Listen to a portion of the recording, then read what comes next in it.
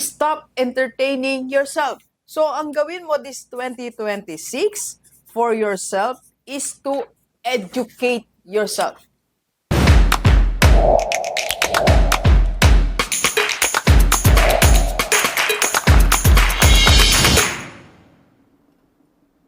Hello, Delivers! Kumusta? Happy New Year and welcome natin ang 2026. So lahat ng mga followers natin, it's 2026. And I know, meron tayong isang tanong. Ang tanong ng marami, ang tanong ng bayan is, how to earn more money? Yan ang main tanong natin eh. Ako, I also ask that every year, tinatanong ko di sarili ko, how to make more money this 2026. Walang masama kung itatanong natin sa sarili natin yan. Because lahat naman ng madadagdag sa atin na pera, gagamitin natin, again, like sinasabi, for yourself, for your family, for the church, and to help other people. So the more you are earning, the more you are helping yourself, the more you are helping your family, the more you will be helping the church, and the more you will be helping more people. So balik tayo sa tanong natin. How to make more money? First, I learned this for how many years? You have to do the hard things. You have to cross the line.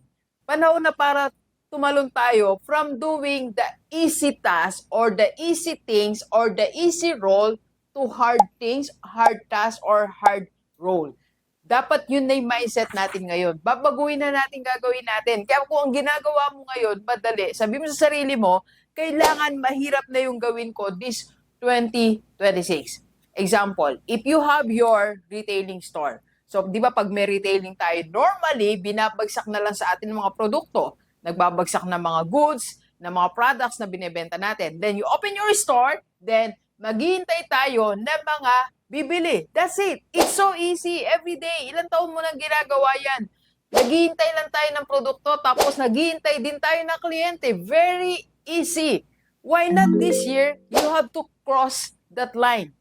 Tumalon ka from that easy, magpunta ka sa mahirap. Paano natin pahihirapin ang proseso na retailing store mo? From the process na naghintay ka ng produkto, bakit hindi ikaw ang maghanap ng mga bago mong produkto? Subukan mo kayang lumuwas.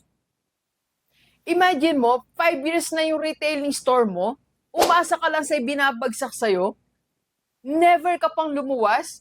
Ba't kaya hindi ka lumuwas? Maranasan mo yung gumising ng alas 3, pumila sa Divisoria o saan ka man pupunta, pumila sa bus, medyo gutumin ng konti, medyo mapagod ng konti. It's hard. Pero maganda yung magiging result. Magti-3x ang income mo. Tataas ang profit margin mo kasi ikaw nang directly kumuha sa supplier. Marami ka makikita mga bagong products na mabibenta mo diyan sa community nyo. Make it harder sa lahat ng mga may retailing store. Second, how to do the hard things sa lahat ng mga may business, retailing store, or maybe meron kang resto, or maybe meron kang coffee shop. Kung umaasa din again tayo sa mga produkto na dumadating sa atin, why don't you wake up earlier and try to produce your own product? Try mong mag-produce ng isang produkto na dati mong binibili. So, ito po binibigay namin sa lahat ng mga ma-attend sa akin na school owners. Meron kaming batch 5 na yata kami. How to run your school as a business. By the way, if you are a school owner, so pwede ka pong umattend ng aming seminar sa AIM Conference Center po tayo sa Makati. Nagkaroon ako ng idea nito, nakita ko sa TikTok. So I asked my team na gumawa rin nito. Mga motivational po to, inspirational quotes from the Bible. So instead of us to buy this, kami na lang ang gagawa. Okay? Kami ang gumagawa nito, ang team ko pong gumagawa nito para ibigay sa my school owners. And soon, this will be available sa mga iba nating followers. So this will be one of the products sa Rockstar merchandise. Rockstar merch. It's so easy para bilhin ko na lang to eh. Pero I want to do the hard process. Gusto ko dumaan kami sa hard process. So ano yung dapat mong i-produce sa business mo na kinukuha mo lang? Make it hard. Choose the hard this time.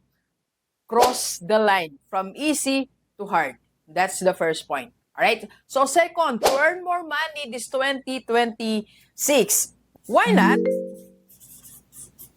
From your home office or your home activities, you go out, go to the street. From your home, outside. Go to the street, lumabas ka diyan sa comfort zone mo. Madami sa atin, nung pandemic, natuto tayong mag-Zoom, mag-webinar, and hanggang ngayon, nandiyan pa rin tayo because it's so easy. Pagising mo, nandiyan na yung camera, yan na. You close deal, nagbebenta ka ng real estate, nagbebenta ka ng insurance, nagbebenta ka ng mga produkto, nandiyan ka lang. Why not go out this time? Make it hard.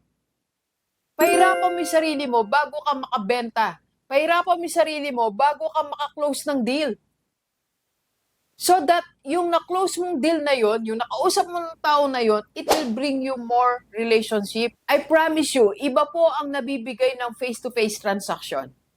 My seminar, How to Run Your School as a Business, napakadami po niya nagre-request ng online webinar. And I can do that. It's an easy money. Imagine mo, upo lang ako dito, they will be paying me 9,500 or siguro mababa na konti, 7,000. And then, tapos na kami. Pero wala na kami relationship. Wala na yung contact namin. Hindi kami nakapagtawanan, hindi kami nakapagkape, hindi kami nakapag-lunch together. It's harder for me to go to Makati, but it will give me better result. So it's high time for you now para lumabas ka, maipag-transact ka sa labas.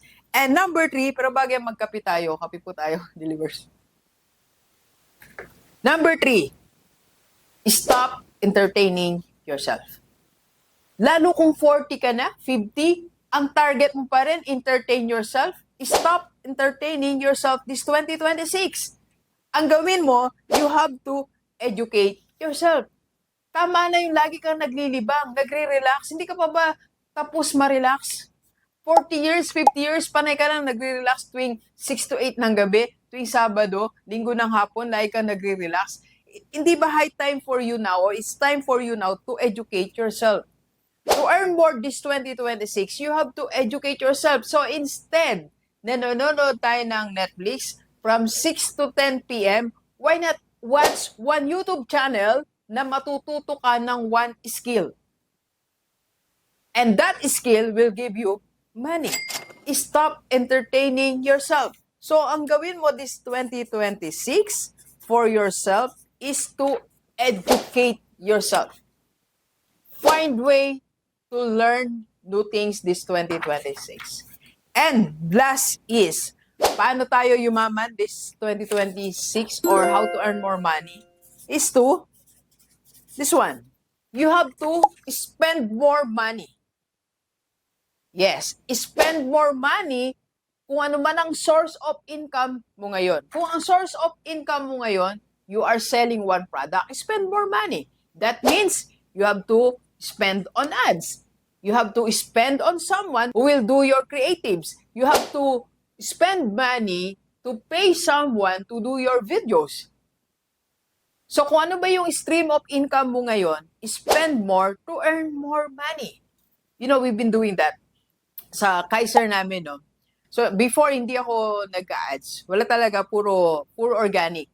Pero sabi ko, why not try the technology? Why not try this new thing? So I spend on ads. And the more I spend on ads, the more na dumadami yung sales namin, including my seminar. If I want to increase our attendees, I will just increase my budget for ads.